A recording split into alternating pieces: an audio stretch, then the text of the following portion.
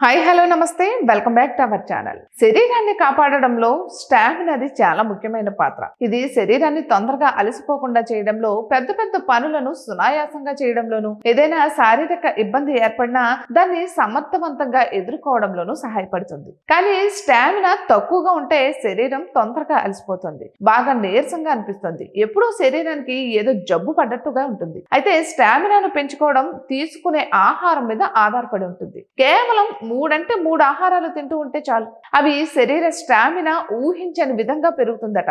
ఒకటి బాదం పప్పు స్టామినా పెరగడానికి బాగా సహాయపడుతుందట. బాదం పప్పులో ప్రోటీన్, విటమిన్ ఇ, ఐరన్ వంటివి పుష్కలంగా ఉంటాయి. ఇది శరీరానికి అమితమైన బలాన్ని ఇవ్వడమే కాకుండా శరీరం బరువు పెరగకుండా చేస్తుంది. ఇక మెదడుకు పదును కూడా పెడుతుంది, ఎముకలను బలోపేతం చేస్తుంది. అలానే అరటిపండులో విటమిన్స్ సమృద్ధిగా ఉంటాయి. ఇందులో ఫైబర్, పొటాషియం ఇవి శరీరానికి శక్తినిస్తాయి. రోజు ఒక అరటిపండు అయినా తింటే ఉంటే బాడీ స్టామినా అనూహ్యంగా పెరుగుతుంది అంటున్నారు.